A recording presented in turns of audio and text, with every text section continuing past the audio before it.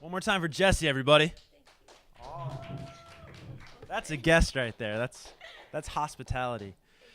I have I'll say right now I've loved that song Figures for probably the better half of the last year, but just hearing it in this context in this room just gives you a whole new appreciation for that song. That's amazing, Jess. That's great. And let's start right there for this little chat we're going to have right now on Facebook Live, Billboard Live. That song, I guess, is probably fair to say is what kind of took your musical pursuits from the level they were at to this new level that you're experiencing right now, and this whole ascension you're on, heading into tour, and the EP's out now. What are your memories of that song kind of blowing up late last summer? Man, it just kind of happened. Like, it's just been a lot of hard work, and when something finally cracks, it's almost surreal. Like, shit starts happening, and I start waking up, and when I wake up, I wonder if I don't know. I would tell my parents what's going on, and I feel like I'm lying. The kind of shit that started happening. Can I cuss? Yeah. I think, right? Billboard? Okay. Of course. Okay, Oh, he cool. says of course. The producer says of course, so cuss all you want. Okay, cool. But and it was an organic thing, right? Yeah, man. It was. I was in Sweden for a writing camp, and writing camps like producers and writers, like we switch and then create, and then switch rooms and then create.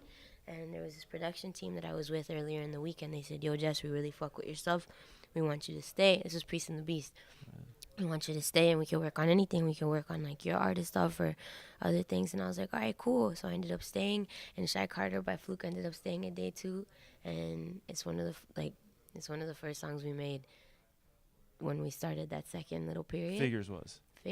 And I mean, it wasn't like, it was just me crying about a breakup and me being heartbroken and having to get it out, and it was born, and then people liked it and connected, and I was just fortunate.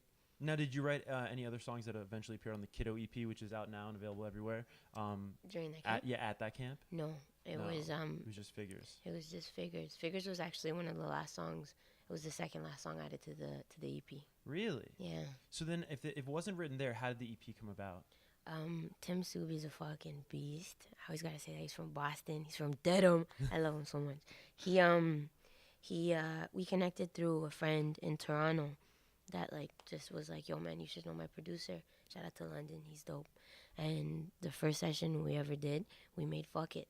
And the vibe was just dope, man. This was like 2 years ago. Almost like 2 years and change, I think maybe. And we just kicked it off, and Fuck It was one of the first songs. And it's the first song on the EP. Yeah. Shutter Island, I think, was somewhere on the second or the third song.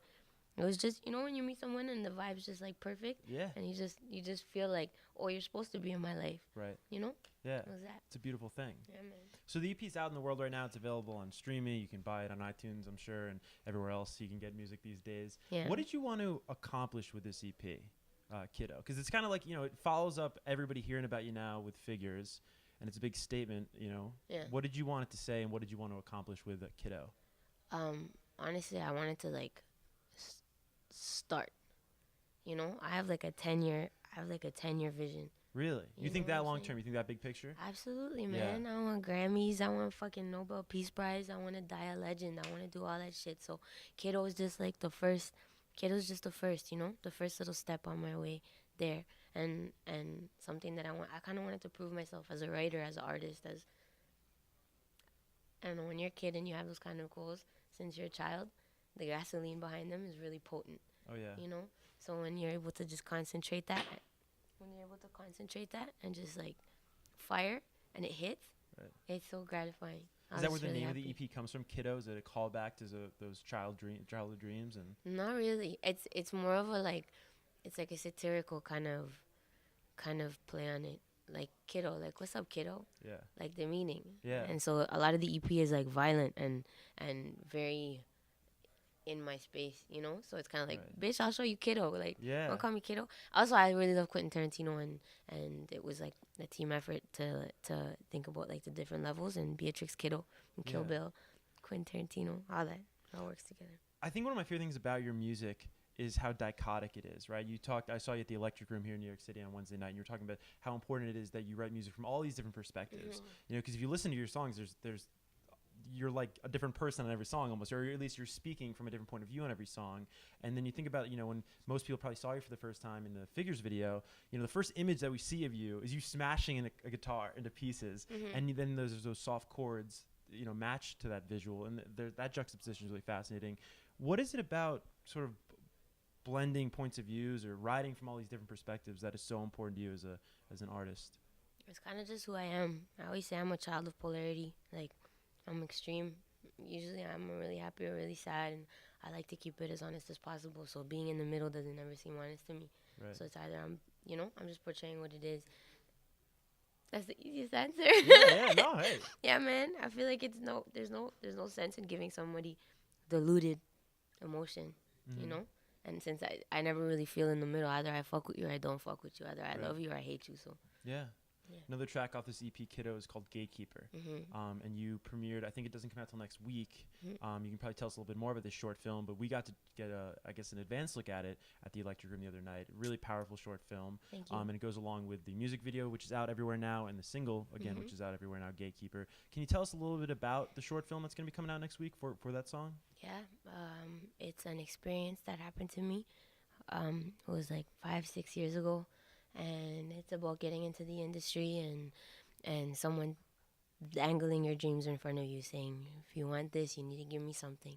The proper way of saying it would be like a feminist take on the underbelly of sexual abuse in the music industry that a lot of people go through, both women and men, that are just coming in that don't really have feet to stand on to just adamantly say no to something when you're kind of being like taunted with your dreams, you know? Right. So it's about that. Right on. Yeah, man, just goes through a night in the life of Jessie. Right. No, I mean, I don't want to spoil the short film, but, you do stand your ground in that story, in that narrative. You ruined it, man. But I have to ask, because my first question after watching that was, how much more rewarding is your success now that it's coming to be in this context as opposed to, possibly in a different way? I don't think I feel that yet. So you don't feel more rewarding now that you stood your ground, you stayed true to yourself? No, I do, but I don't feel.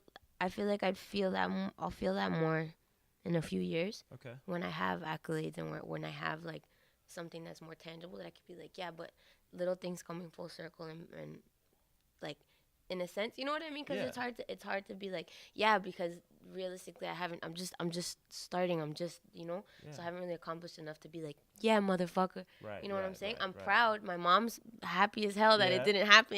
She saw that video, was like, oh my God, Mia. So she's happy.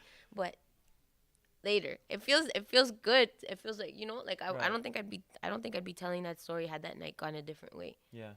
So I'm happy that I was able to do that. Absolutely. It feels good, but not so much like. Yeah, not yet. Not yet. That's a good perspective to have. Now, is it too early to say where that will be available when it's finally released, the short film? Everywhere. Everywhere. Yeah, everywhere. It'll be omnipresent in the world. JessieReyez.com. Also, you can go there to check out a lot of stuff. JessieReyez.com. Also, tickets, I've heard a rumor, for your tour coming up are also available at JessieReyez.com. Also available at JessieReyez.com. Let's talk tour really quick before we go. Okay. How you kick off June 7th, I should say, in Philadelphia. Yeah. You're actually going to be playing the Mercury Lounge. I think you're going to tear that room apart in New York City here on June 8th. Oh, fuck. I can't wait to see that. What are your feelings about tour? Are you excited about tour? Yeah, man. I'm super stoked. I'm so excited. It's going to be my first, like, big North American one. Right. And I'm excited. I've just been trying to, like, absorb as much information as I can from mentors and taking tips from people that have been there to try to, like, finesse it so maybe I don't have to make those mistakes and, like, find out the rough way. Absolutely. Smart. So just trying to take tips and practicing. Somebody told me this week that, you don't truly understand you as an artist until you see you live. And when I saw you on Wednesday, it just spoke volumes. So anybody who can buy tickets, who is in any of those cities that you're going to be hitting, I highly encourage you to do so. Again, the tickets are available at JessieReyez.com. Jessie, thanks so much for playing us music and hanging out and taking the time. And thanks for watching, guys. Thank you, Billboard. Thanks, man.